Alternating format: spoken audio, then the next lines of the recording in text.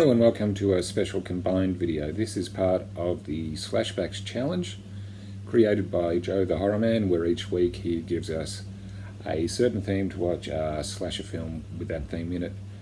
And the theme we picked this week was kind of perfect for me because it was basically homegrown slashers. Some of you know I've been doing a series on Australian horror films, so my pick was the 2005 film Wolf Creek.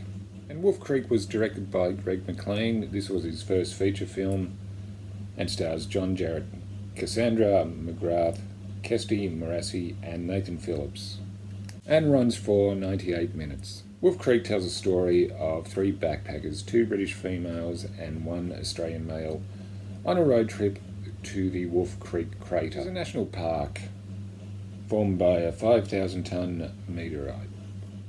After going for a hike for a few hours, they come back to find their car won't start and are worried they're going to be trapped there for a long time.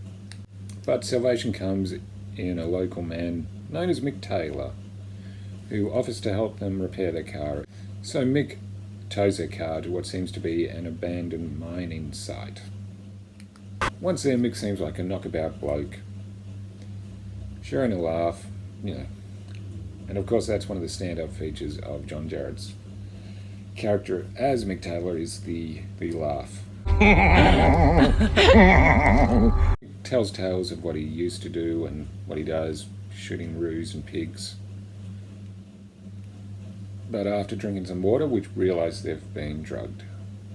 And they wake up the next morning bound and gagged, all three. So what happens next is some scenes of torture.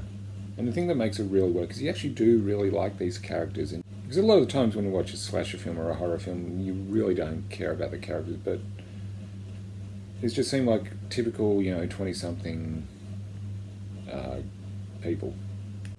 And the thing that stands out for us, especially the Australian audience, is what a different kind of character this is for John Jarratt. He's usually cast in nice guy roles and he's done children's television.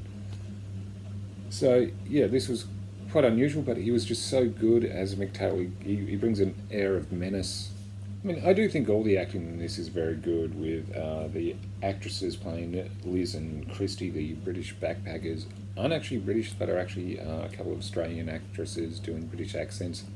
I think their British accents are good. I could be mistaken. They sound alright to me. Another thing about this movie, they say it's a true story, but it's not really. It's very, very loosely based on Ivan Milat, who was known as the backpacker murderer here. There's some really nice cinematography here. There's a really good shot of the beach, and the final shot is just really good. I don't want to say too much because it kind of might spoil the end. But yeah, I actually do really enjoy Wolf Creek. Some of the complaints are that it's a bit of a slow burn movie, which I don't mind, to be honest. It takes a while to build up. The first half is really just focusing on the young, and then second half we get into Mick Taylor's territory. This movie was actually nominated for 7 AFI Awards, which is the Australian Film Institute Awards, including one for Best Director.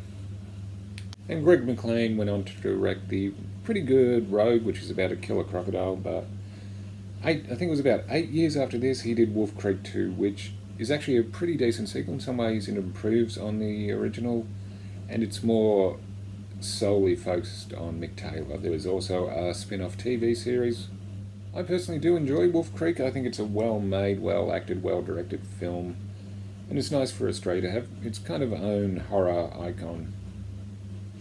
I mean, this film was a box office hit here. I'm not sure how well it did overseas. I mean, it did enough money to garner a sequel. Okay, so that's going to do it for Slashback Saturday / Horror Down Under. Let us know if you've seen Wolf Creek, what you think about it. I'm Adam, and I'll see you again soon.